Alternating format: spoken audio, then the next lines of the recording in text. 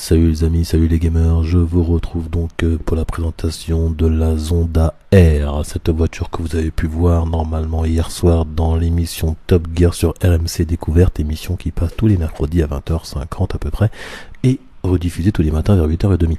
Je fais sa publicité car c'est une émission qui est vraiment excellente. Bon, des fois ça part un petit peu en vrille dans l'humour anglais, mais quand c'est des tests de voitures, franchement c'est super, on apprend beaucoup de choses. Et cette émission, bon, je suis depuis quand même une bonne quinzaine d'années maintenant, il y a très longtemps que je la regarde, elle existe depuis une vingtaine d'années, donc voilà, elle est encore là, c'est pas pour rien. Donc n'hésitez pas, si vous avez la TNT bien sûr, des dernières chaînes RMC Découverte.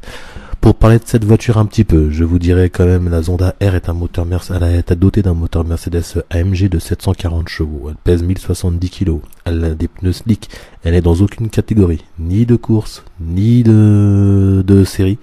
Commercialisé, c'est pas possible. Sur un circuit, c'est pas possible. C'est un extraterrestre en fin de compte de la route, mais elle est faite pour aller vite et vraiment, elle va vite.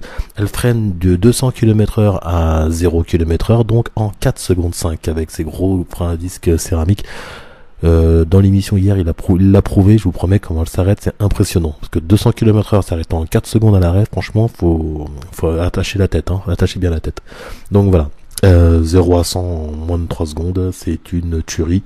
Je vais vous faire deux petites vidéos, une sur GT5, une sur Forza, et vous me direz donc ce que vous en pensez. Je vous ferai deux tours avec un tour embarqué comme d'habitude, un tour télé, un tour vision télé. Voilà. Pour pas vous dire de bêtises, je tourne. Alors, au niveau des chronos, c'est bizarre, ça tourne plus vite, ça tourne plus réaliste sur Gran Turismo 5 que sur Forza. Je vous expliquerai tout ça pendant les vidéos. Sur ce, je vous dis simplement, ne raccrochez pas, ne zappez pas. Nous passons donc sur la suite avec donc les tours circuits donc du Top Gear avec la Zonda R. À tout de suite. Cette première partie de la vidéo, on se retrouve donc sur GT5. Donc GT5 a été un des premiers jeux à présenter le circuit Top Gear, donc de cette émission. Alors, le Stig, c'est-à-dire le pilote attitré donc de cette émission, fait donc un tour avec la Zonda R avec un départ arrêté en 1,8 et quelques poussières. J'ai effectué avec cette voiture donc sur ce même circuit, donc en départ arrêté, j'ai fait environ, alors attendez que je dise pas de bêtises, j'ai fait 1,8 914, donc j'ai fait un peu plus que le Stig. Mais je suis resté à peu près dans les mêmes temps, parce que je suis dans la même seconde, donc ce qui est pas mal du tout. À savoir que j'ai pris la voiture d'origine, j'ai simplement mis des slicks, comme dans l'émission, j'ai fait exactement la même chose. Pour ce qui est que vous verrez donc la deuxième partie de cette vidéo, donc vous avez la vidéo sur Forza, donc la même voiture, même circuit, même configuration technique, c'est-à-dire la voiture d'origine avec des pneus slick. Bizarrement, j'ai fait 1,12 224 en départ arrêté, donc j'ai presque 4 secondes, donc 3 secondes et quelques de plus, et que j'ai pas réussi à faire en dessous. Alors peut-être que j'aurais pu bosser encore un peu plus, mais j'ai essayé de faire le même nombre de tours sur GT5 et sur Gran Turismo pour que ça soit assez équilibré, en tout cas dans un terme d'approche. Donc voilà, je ne sais pas pourquoi, mais en tout cas en termes de chrono, Gran Turismo a l'air d'être plus précis, en tout cas avec la réalité, en tout cas se rapproche plus de la réalité que Forza 4. Attention, c'est que sur cette voiture, sur ce circuit, j'ai testé en quelques tours, peut-être que en force de tourner, ça va plus se rapprocher, je ne sais pas. Voilà. Je précise quand même que au volant, je suis meilleur sur Gran Turismo que sur Forza.